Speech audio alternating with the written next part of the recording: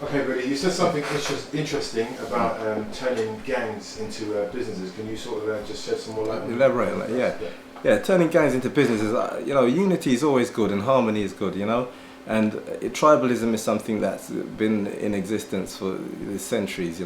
People, if you have countries, a good example is Libya recently, where the people who want to sell guns and warplanes created a war where they knew that America or England wouldn't go into Libya, but they will send lots of guns to a country where there's lots of people with tribal beef to settle. Do you understand? And whilst America and England can stand back and say they had nothing to do with it, they're the ones who sent the weapons there, knowing that the people had lots of different warring tribes. Do you understand? Now, when you get rid of tribalism, or not get rid of it, I'm saying when you turn that tribalism into like a sporting event, for instance, just an example, with football, you have the same kind of issue where people want to win the game. Do you understand? Yeah, without the people getting killed or without people getting murdered. Do you understand? And the thing is, when you've got a government that tries to justify killing by saying that there's a difference between murder and killing. You understand? Like they're saying, well, if you're you know the difference, and at the end of it all, the fact of the matter is that the government is wrong to actually justify or try to justify the unjustifiable. Do you understand? You're dropping bombs on countries where there are innocent children dying, and that's wrong. So when young people see that the governments are doing that, which is something I address in my song "Guns Are Not the Answer," they actually look at the government and say, well, you're dropping bombs, you're blowing up countries, you're financing both sides of the so-called war on terror. And then you're telling young people that they shouldn't go into the banks and collect some money with or get a loan from a bank, and they just get confused and they think you're making guns. You understand? And so instead of criticizing young people and fighting against them as though they're the enemy, what people in our communities, especially in England, America, and Jamaica, need to do is realize that when someone is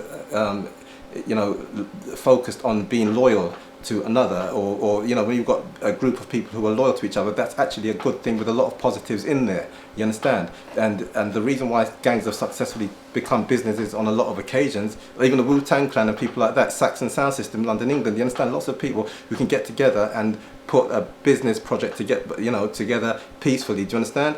And even when you look at the fact that people will be competitive, because we mentioned tribalism already, sometimes you can just compete to see who builds the most houses in an area. Do you understand me? Instead of people fighting over areas where they don't own the properties. Do you understand my point? And logically, that will mean people having economic unity, economic growth, and like I said, when we look at gangs and you look at what happens when people get together, you find that it doesn't have to end in war. If you look at a lot of the arguments that you hear about and the stories behind a lot of the crimes, you'll find that none of them ain't to do with getting out of the financial mess they're in or anything like that. These things are to do with principles, morals, a lack of self-worth sometimes. You understand? People that if they don't respect themselves, they're not going to respect somebody else, and it could be lots of reasons. They just got their eyes off the prize, which is what the people in control want.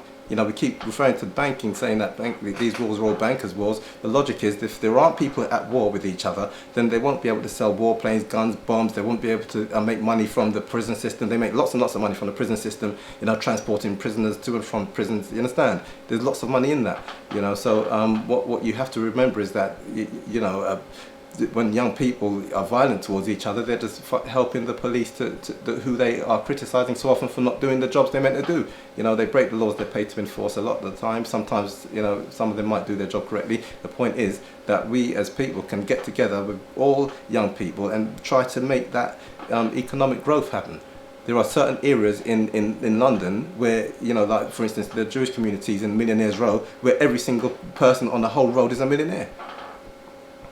You understand? And it's not because people are,